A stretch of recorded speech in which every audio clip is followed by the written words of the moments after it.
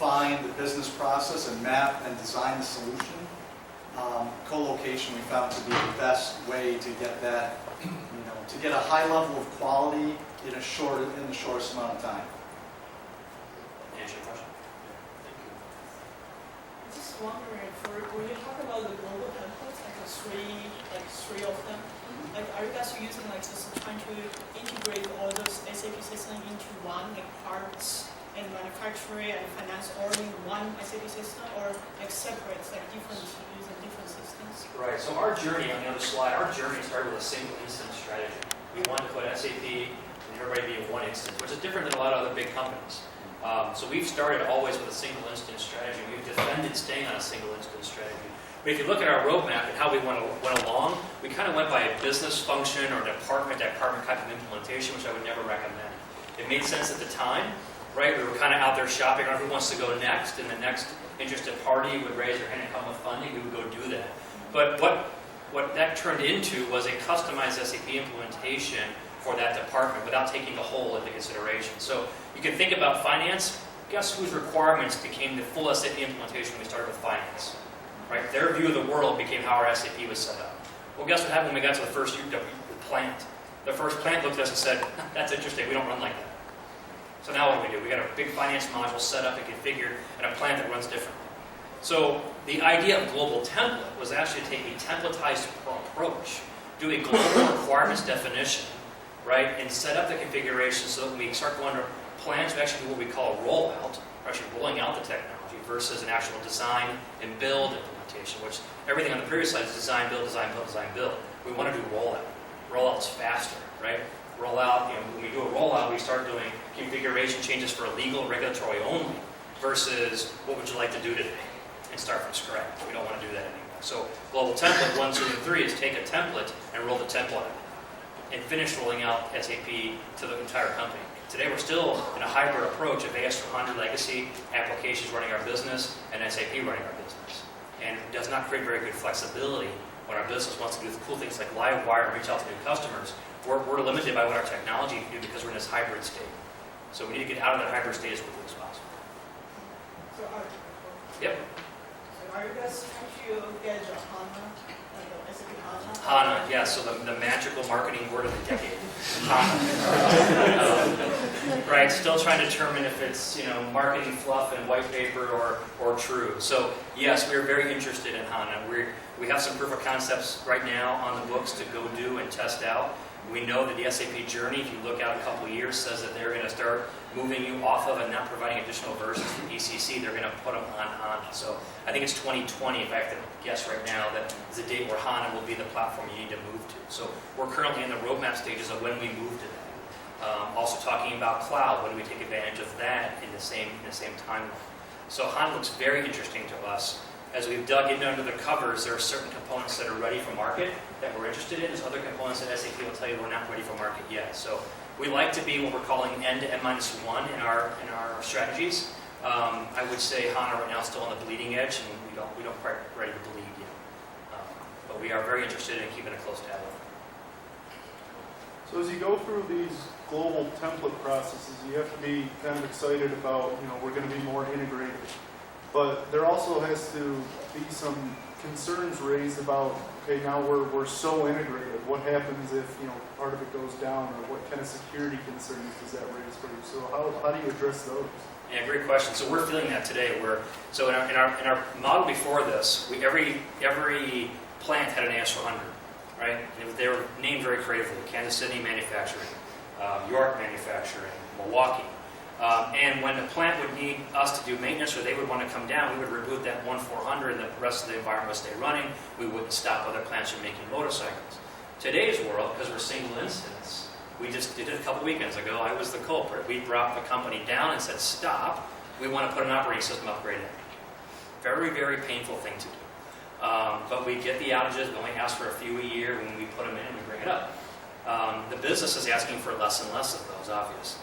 So we're looking for different technologies. Disaster recovery, high availability is one of those, where if we could really hot flip over to the other side, we could ask for a couple hours of outage, not a full weekend. Right? Let them run on the HA side, do the upgrade we need to do, and then we can back up. We can upgrade the HA side later. So we're looking at those technologies. SAP has something called near zero downtime as a technology and consulting mixed together that helps do transactions in mirror images of another system, so you can actually hot live do support packs and service packs. SAP is coming out with more fixes that can go on hot, and we're looking at more, taking advantage of more of those technologies. We're doing a large upgrade now to a new enhancement pack. If you look deep into that enhancement pack, there's an online version and an offline version. So they're helping us do a lot of the upgrades, maybe 4 hours of downtime to install it, come back up and let it run behind the scenes. So there's pre-tasks and post-tasks. Some happen up, some happen down. That's helping us. There's not a silver bullet, which is what is the challenge. Me as a technical guy, I always look at that silver, there's got to be just a simple way. It's not, because at least today in our legacy world, even if I can get SAP to be near zero downtime, I can't get the 400 to be, or I can't get e-commerce to be, or I can't get the other parts of the environment to be. So it's a very complex story when you talk about trying to upgrade one component when all the other components aren't the same. So DR is a big part of our strategy for doing that. The more we test it, the more we get comfortable in it, the more I can flip the business over and work on the other side.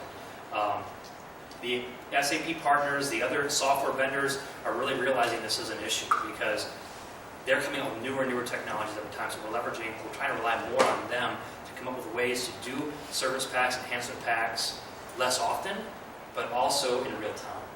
And I was just going to say, I think the one thing to keep in mind is that there is no perfect solution, right? And whether it's single instance, multi-instance, if we were a multi-instance company in here, we'd be talking to you about issues around synchronization and maintaining everything at the same release level and integration and all those other things. So it really is like everything else in life. It is a series of balance and trade-offs based on what you feel is best to support the business model that you're pursuing. For us, that's a single instance. Now that comes with this whole host of things that we have to work through, but it's, it becomes truly a strategic choice based on where it is you're going as a company. when we talk to our plants, we talk to them about system, machine maintenance. They've got machines that do stamping, and those machines also need maintenance. So they have to do that to get a quality product. It can't just run forever. It's similar issues with IT equipment. It just can't run forever. How can we negotiate? But the big thing that helps us is planning. Upfront planning allows them to react, do their forecast, what motorcycles they're going to make, and it creates us the windows. When we react, ask for an outage at 2 weeks' notice, it's very painful to them. So planning is usually our best friend when it comes to getting those outages. So you looked it all into landscape virtual management, LVM, Yeah. and what that'll do. And So I yes. know smoke and mirrors and all that kind of stuff, but Yep, we got a project right now within my scope that's implementing LVM. So yeah, smoke and mirrors, right? I learned the great LVM tool. You install it, and it makes copies of boxes. right. Awesome. In 2 minutes. And yeah, not so much. So way back in the day, right, you would image a laptop, and then you duplicate as many laptops as you wanted, right? I think Ghost was one of the tools way back when. So in my brain, I'm like, image, I know what this does. We do one gold copy, and I can make hundreds of them. Not so easy. If you look at the SAP landscape, we have lots of boxes, BW, PI, ECC, APO. All these things are different laptops with different configurations that need to be maintained so that at one point in time you could snap a copy. And it'd be very well scripted. So I understand that LVM is a scripting language more than it is a software package. So very valuable. We are starting to use it. We've got the guys coming on in a couple weeks from SAP to help us. It's very integral. There's no easy button on this one. It takes knowledge, it takes testing, and it works. But from everything we've heard, it's the right tool for what we're trying to apply. Yeah. We want to be able to refresh environments to have good quality copies into our project quality environment. Dev into project dev. So we want to use it very quickly to snap those copies, know that we've got a good copy. Obviously do the change in IP, change the host name, script that stuff behind the scenes, so we get a good testing environment. We have such large copies of data today in our environment. TDMS, if you're familiar with that, where you can copy slices of data, are just too slow to get the copies we need. So LVM is one of those tools in the toolbox we're going to start implementing this fall. it's one of the cool things that I thought was nice about it is the capacity management piece of it, where you can bring up additional application servers and that kind of stuff. I don't know if you got into that, but just from, you talked about the DR aspects and that kind of stuff. And I'm wondering if there's a piece within LVM that may help with those kinds of things.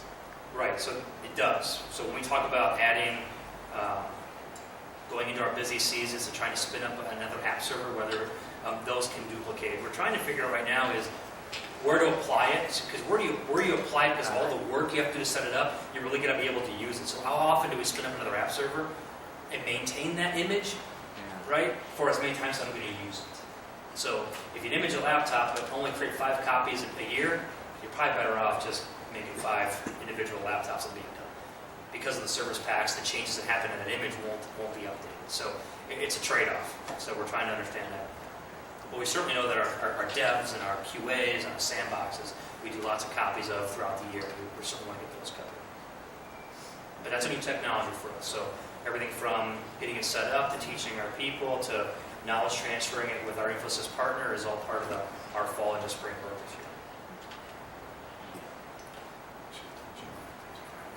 this year. COE? All right.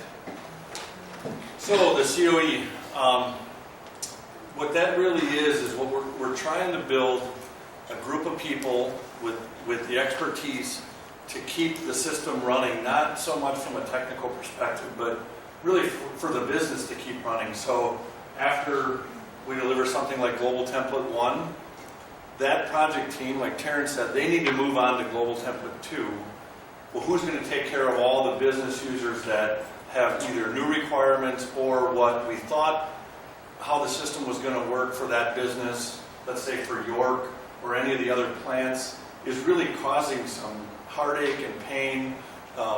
One of the examples we actually had was around street and how the implementation and the use of SAP caused us some inefficiency. And so a center of expertise that could help the business get back on track or even improve over time is really what the center of expertise is. And we call it both center of expertise and center of excellence. And those are important words. It really is having experts and being excellent at running SAP. The challenge that we're trying to get the entire company to understand is that is not an IT thing or what we call GIS.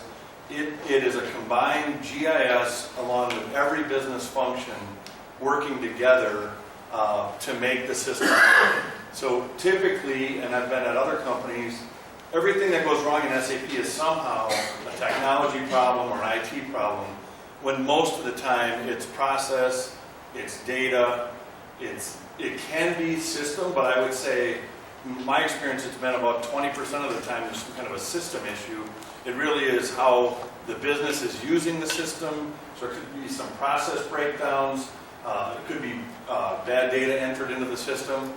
Well, having experts help the business understand what they do and how it impacts the kind of the end-to-end running of SAP, that's what we're looking at. So the challenge is really to move away from, well, this is an IT thing.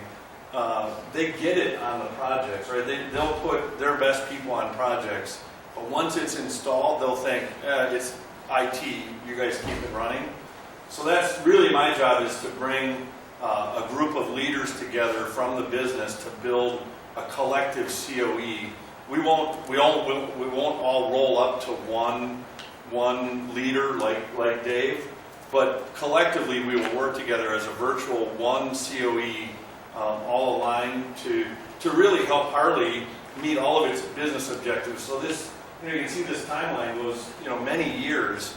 We can't let the business think, well, I have to wait till that's done to get my next requirement or some really meaningful enhancements. Could be simple things like reporting and some other things, but really it will be our job to work with the business, to go to York, to go to all of the facilities and see where there are breakdowns happening and see what we have to do to really optimize the solution that the projects have delivered. So at a very high level, that's really what we're trying to do in the Center of Excellence, Center of Expertise. Any questions around that? I've worked at other places. We used to call that subject matter expert network. Yeah. That kind of thing. So really, what you're talking about is to grab business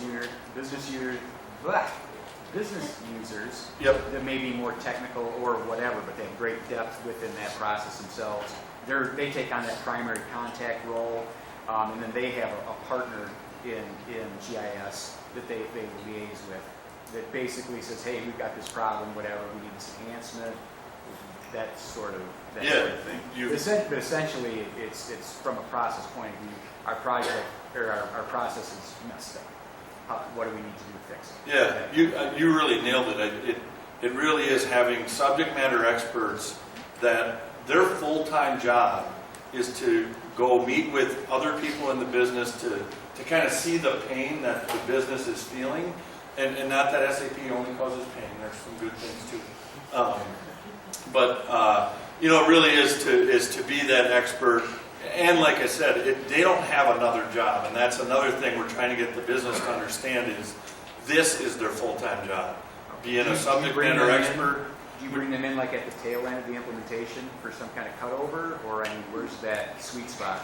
So what we're trying to do, I think historically it's been more of that. What we're trying to do is get a lot more proactive. If you see the timeline, we're trying to get this all set up as global template starts to move into realization so that we can partner a little bit with what they're delivering and make sure that, when they go live, they have a hypercare period, but that we're right there with them, getting the knowledge transfer, understanding what they're delivering to the business, and then really able to sustain and support that. But even more than that, Joe, when we put together the design of our global template team, we've identified what we call A and C resources. A resources are resources that will move from project to project. The C resources in Global Template 1, when that gets delivered, will roll into the COE and provide the ongoing sustainment. So you got them folks tagged already. Yeah, so they're known, and so we know how we're going to keep that kind of evergreen. This is not many people in here have been maybe in the business of IT for a long time. This is a paradigm shift in business. This is really important stuff, guys. If you don't understand what he's saying, ask. This is a very important thing. The old world of IT, in which I grew up in, was as a business stakeholder, I give you my requirements, you go away, you do what in your black box, whatever you do, and then you come back and it works, and then when I have a problem, I call you, and you figure out what went wrong. SAP flips that on its head, because what you heard Jeff say is that 80% of the issues post-go live are either data integrity or process discipline issues, and they manifest themselves 6 degrees away in another part of the company because of the integration. And so what we're trying to build here is not business savvy technicians, but technical savvy business folks, and get the business to understand that they own the solution that they put in place, and they need to understand it. They need to be capable of troubleshooting. They need to know if I want to change a product code from strictly numeric to alphanumeric, I need to know what that's going to impact on the assembly line. Right? I need to know if I want to be able to move a product from one plant to another plant, how is that going to affect the way a dealer orders and does a swap? All these things that we never had to think about before because there was so much free play in the solutions that you had. You could always find a way to muscle around it. Well, SAP doesn't allow you to do that. Right? So this is a monumental shift in the way you think about solutions and how you think about the role of IT and the role of business functions in the care and feeding and growth and sustainment of those solutions. It's no longer a business function and a technical function. It is one company that needs to come together around the solution. Yeah, it's not only about when we're having problems, it's also to look at what are our company goals and what are the KPIs that are important to us, and how could we change a process, or how could we improve how we've implemented SAP to help move us just dramatically in a different direction around a KPI, just to, significantly jumpstart us or leapfrog us to a new level of performance. So the more we can get just a lot of the basic problems out of there, we can start to look at those real continuous improvement type initiatives. And again, that's GIS, yes, we can contribute to that. That's not an IT thing, right? That's business expertise that's required. We will partner with them, but it really is, the business experts that are going to help move the company from a KPI perspective and really improve our performance as a company. Other questions? So I have a question. You guys have outsourced your IT operations to Indian company Infosys. So my question was, is it really helping to outsource 100% of your operations there? How is it different than doing the IT operations within your company than outsourcing it? As you said, talking about key performance indicators and setting project milestones. Does it do you guys have good coordination with the outsourcing firm to do it, or Yeah. so how do you guys do it? I can take that. So first of all, the way I would view our relationship with Infosys is there is no line, there's no bright line between Infosys and Harley Davidson. They are a fully integrated part of our company, and so coordination, that's a great term. And I would say it actually needs to be seamless. Our decision to do that was, I would basically consider a non-traditional decision. A lot of companies did that over the years purely on a cost of labor play. For us, it had absolutely nothing to do with cost. 3 years ago when I became CIO and looked at the organization, the realization was that, and the reason why I wanted this job was I knew as a business person that Harley Davidson was not going to achieve what we wanted to achieve strategically without a strong IT function. When I'm meeting with people and standing in front of our organization, I say that GIS is the only, and I mean the only function in the company that touches every employee, every customer, every dealer, every potential customer, every single day. Right? It is the most important function in the company, period. Because without us, nothing happens. You can't even go to the bathroom. Okay? And what we needed 3 years ago was to build a depth of competency in things that were going to help us achieve our strategic business objectives. Places where we were traditionally weak. Enterprise architecture. When I started, we had a group of 5 people doing enterprise architecture for the whole company. Today we have 35. Service strategy and business engagement. We had a few people, now we've got 40-some people. We needed to build a lot of capability very, very quickly. I was not going to be able to go to my boss and say, I need 90 headcount. Give me 90 more people so I can build this organization. So our motivation was, how do we find someone that can do, for lack of a better term, the commodity work of IT better than we can, that will allow us to move those resources to higher value-added, more critical competencies for the company. And that's what led to the outsourcing with Infosys. The result of that, so we are now 2 years in, a little over 2 years in. We are running better, more stable, higher levels of performance today than we ever have in the past.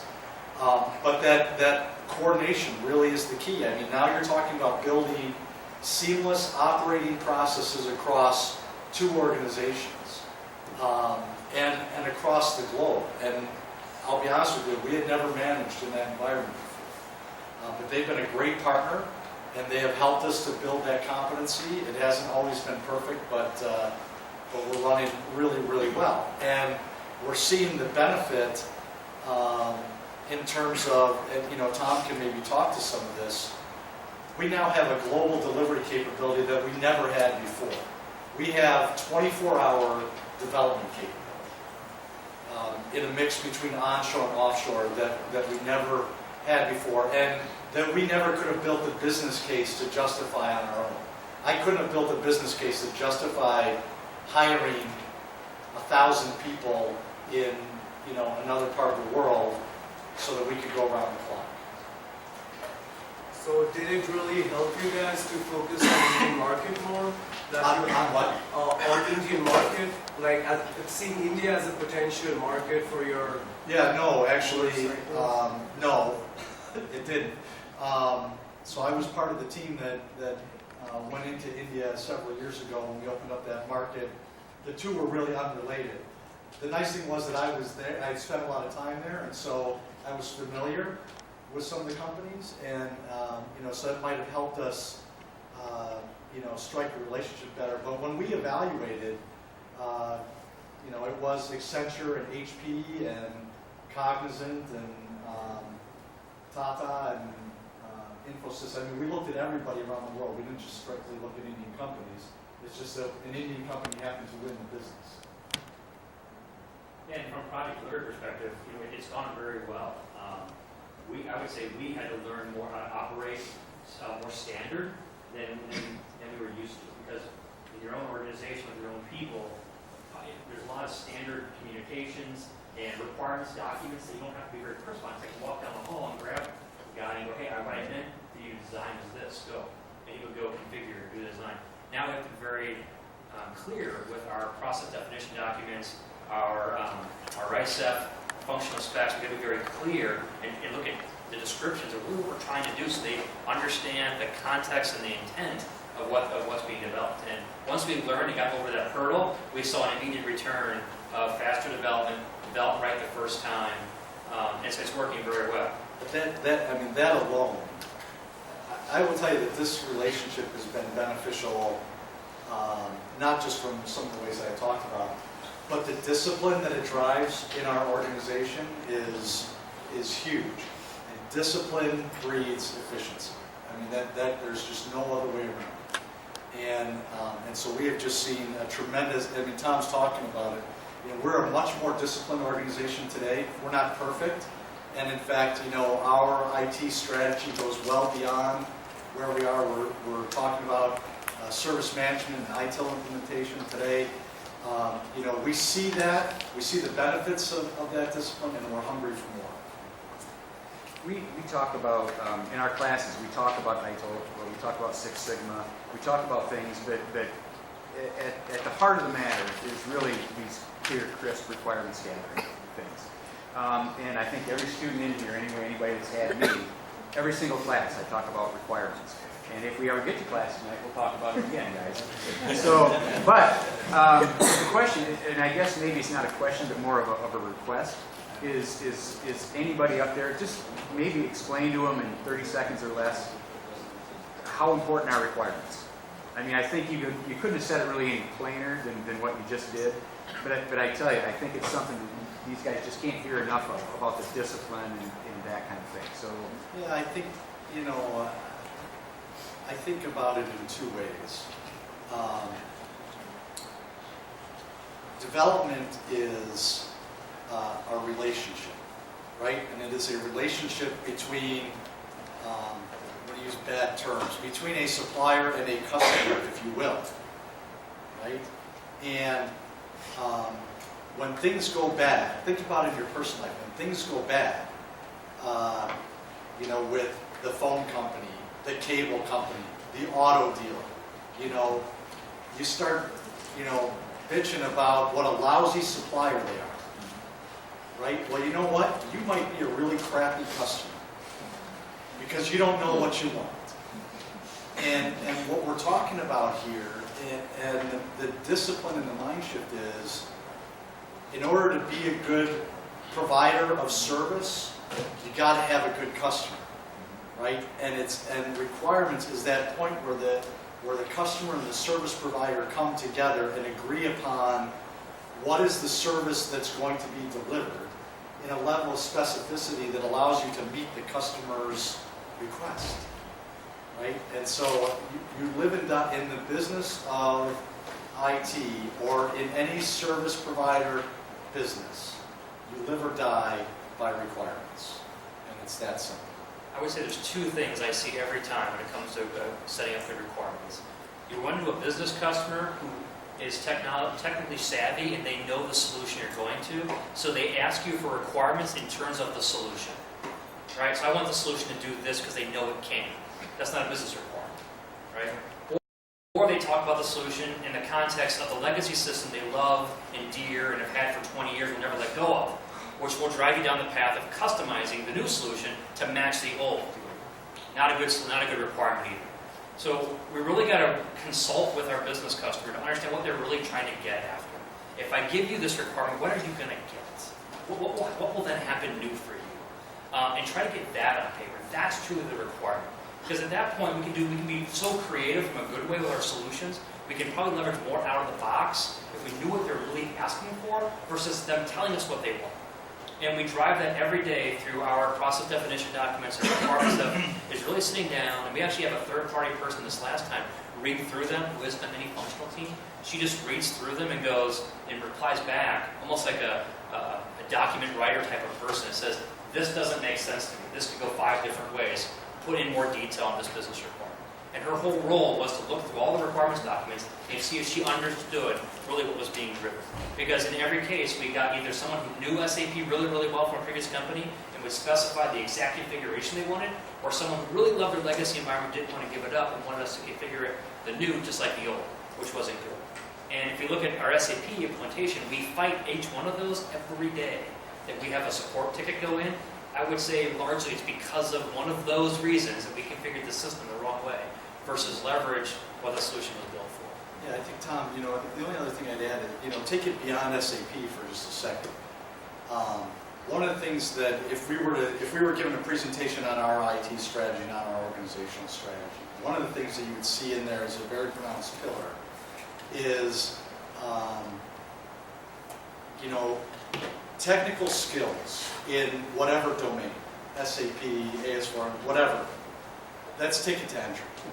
What we're really trying to build is IT professionals that can demonstrate real business acumen. Because what we want is, we want solutions that are based on driving business outcomes, right? So we talk about value and value realization. Put it to me in terms of, how is this going to drive incremental unit sales? How is this going to drive better customer penetration? Whatever it is. And what are your requirements in terms of that? And then let's engineer a solution to deliver that. Not, I need this field on this page and I want this report to look like this. That's a waste of time, right? It needs to be about how are we advancing the business. Our, kind of mission statement within IT over the past 3 years has been, we deliver value every day, right? And that's because we want our people focused on uptime, network availability are worthless metrics. You know what's a good metric? How many motorcycles did we sell on Saturday? Right? How many credit apps was Harley Davidson Financial Services able to process on Saturday afternoon? Because if they're down, we're out of business. So we can measure availability all we want. We want real customer business value metrics that drive how we respond and how we react as an organization.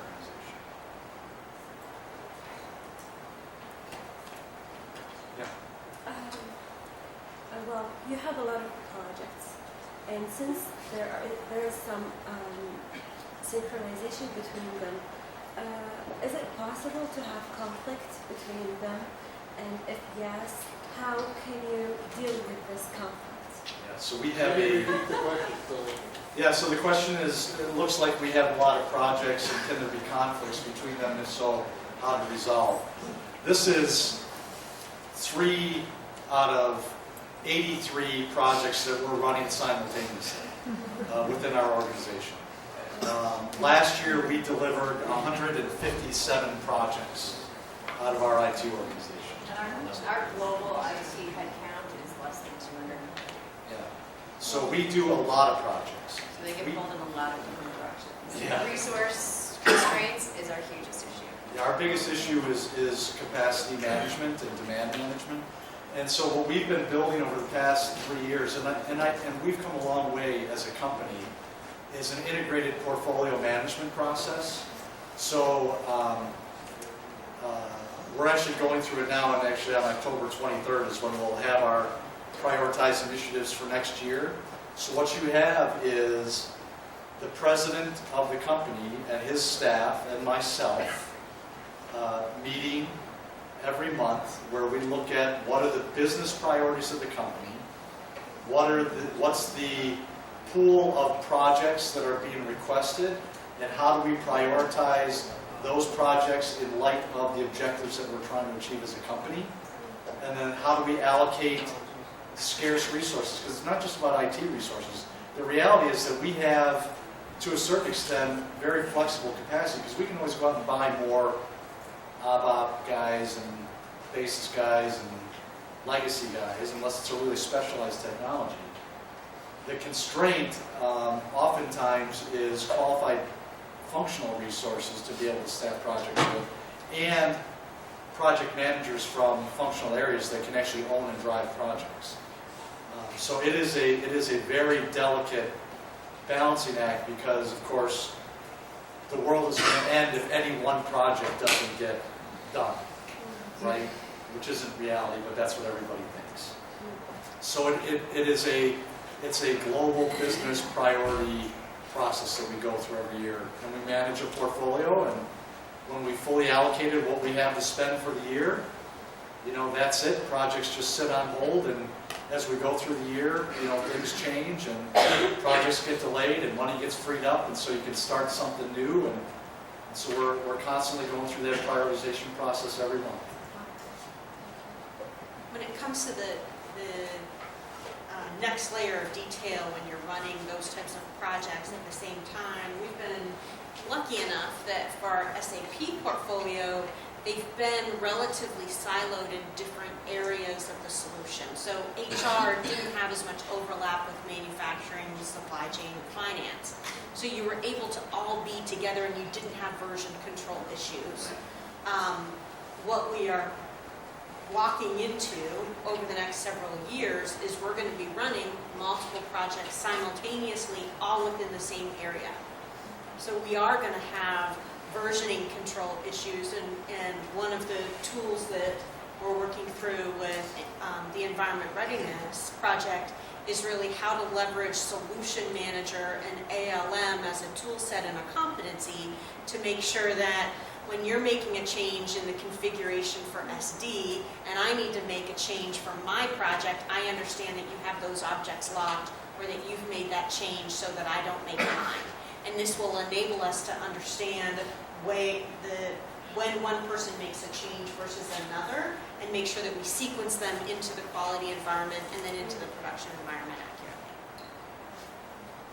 So I want to keep some time for questions, but I want to make sure that we cover the topics around the career options. Why don't we get that at the end if we have time? So, and Eric, you can step in at any time for this. So, one of the things we want to talk to you about is a little bit of some of the early career opportunities we have for people like you that are here tonight. So, we talked a lot tonight about ticket to entry, and I've been at Harley now for about 8 years, and I actually started back at Harley as an intern, and it's interesting now leading the intern program within the department. It feels like it came kind of full circle, but it's really cool to be on this side of it now, having the opportunity to work with college students and talk to you guys about this kind of the opportunities we have for you. So I just want to give you an overview of the way our department is structured so that you can see, so that when we talk about the internships and early career opportunities we have, that they make sense to the organization a little bit. So Taryn talked about the service strategy and delivery group in her introduction.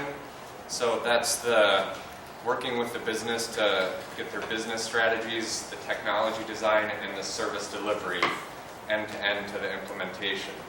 Then we have a CISO, which is our Corporate Information Security and Data Privacy Office.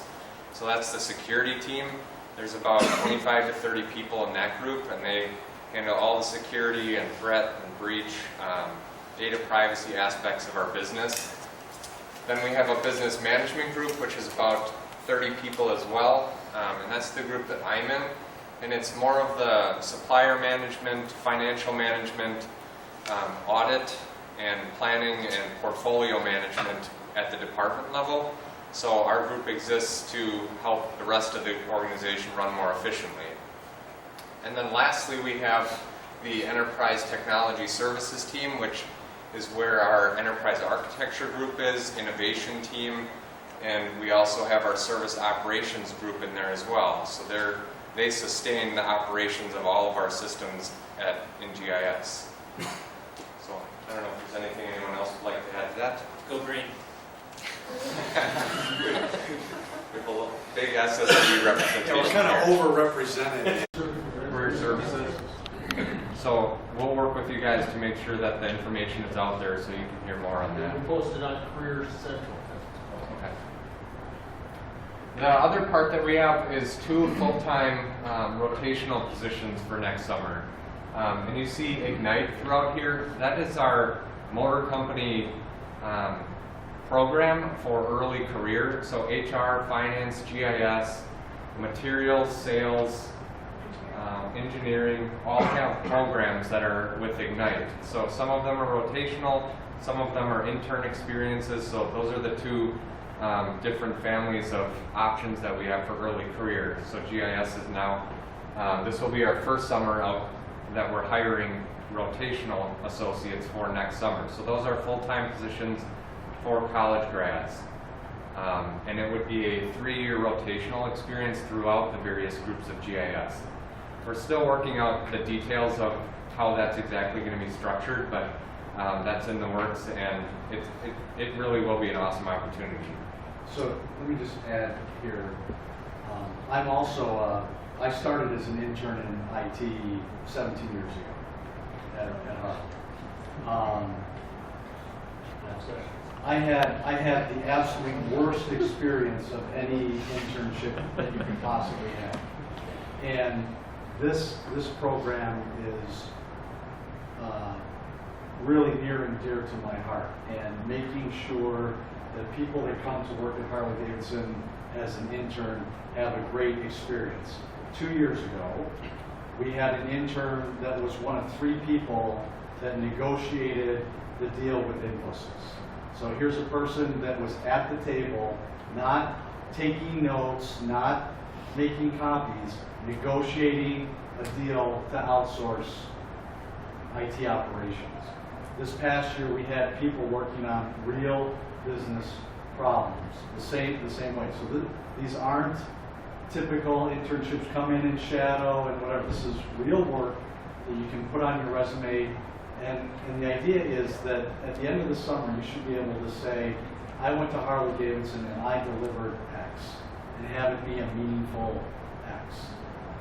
The rotational program is something that we've been dreaming about doing, for 3 years, and we think that we finally have a really great formula for doing that to get people a broad experience across IT. So I said that IT touches everything every day.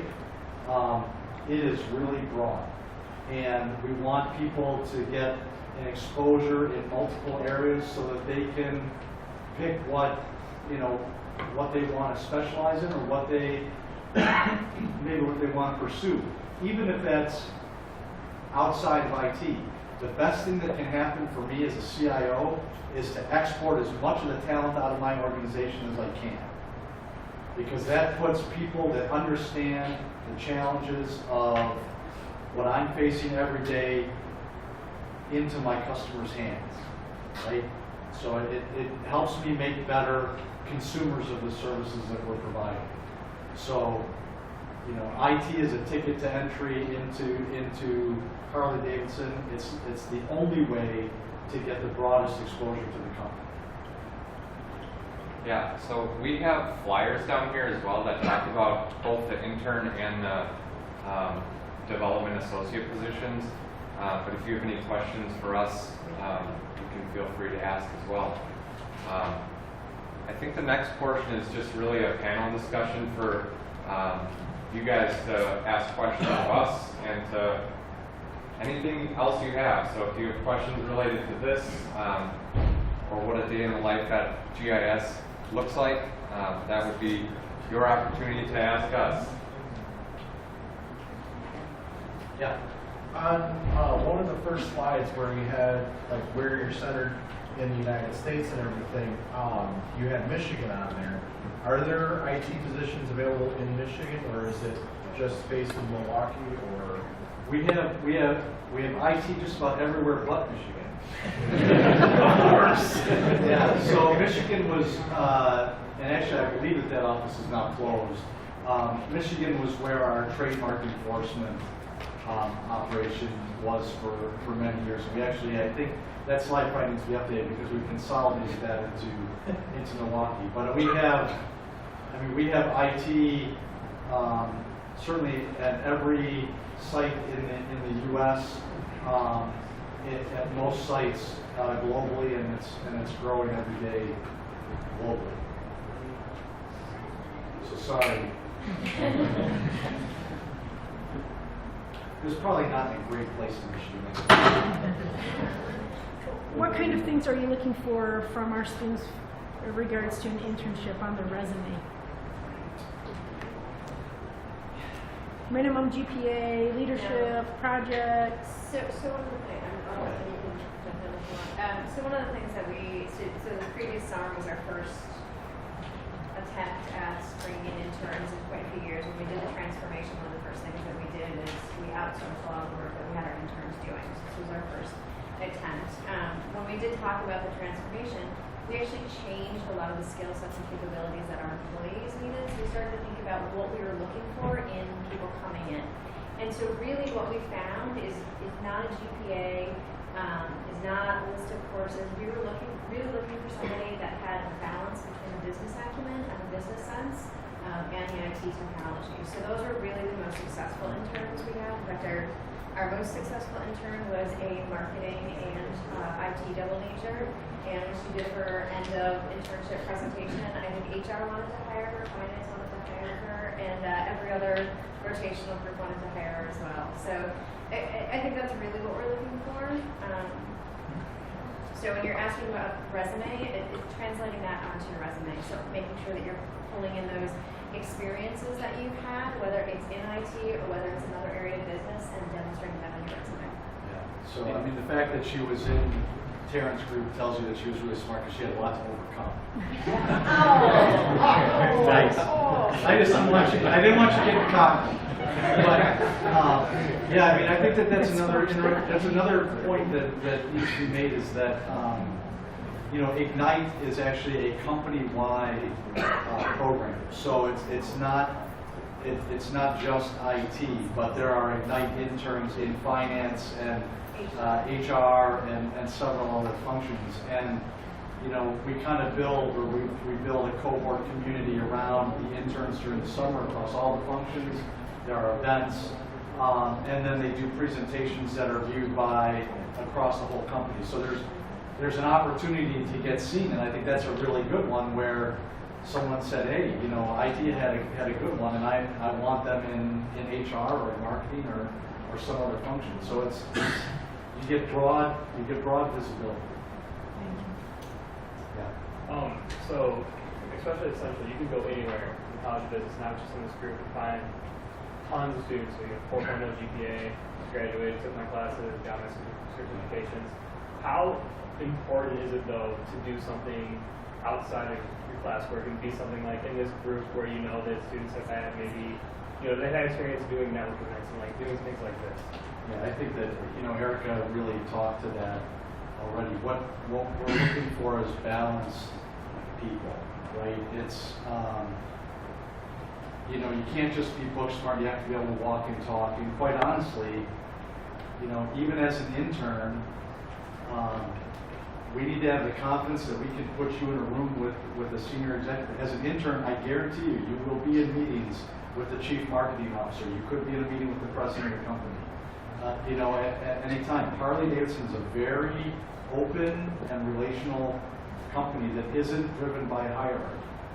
And so, so we need people that can really walk and talk. There was a really interesting study that was done, and I don't know who did it, but they were looking at, you know, what really makes a difference in full-time hiring. And I won't bore you with the methodology that they went through, but it was quite interesting. And what they found was, you know, it's business acumen and relative internship or work experience that make a difference, not GPA.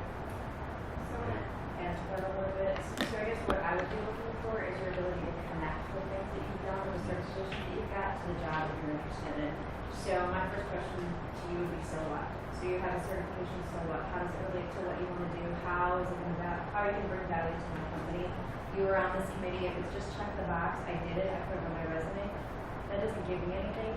If you can articulate to me how that relates to your career, I don't care if you worked at McDonald's, I don't care if you were an RA, I don't care. If you can connect those skills to the job that you're going to be doing, that's what's important. Because that's what I see, is that you understand the work that I'm looking for and you understand the experiences and how they will bring value to the role. Great.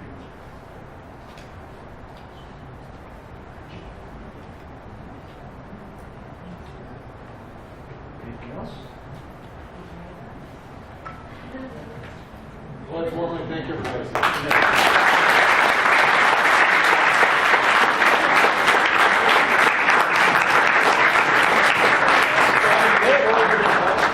Before you go, how many of you are supposed to be in ABAP right now? All right, we're gonna hang around if you guys wanna do the meet and greet and everything. I've got about 8:45 right now. What I'd like to do is get together about 10 after 9 if the conversation's wrapped up. We're gonna go upstairs and have a real quick kind of meet and greet. We'll be out of here by 9:30. Okay, so all the time you need, I need to see you at 10 after 9.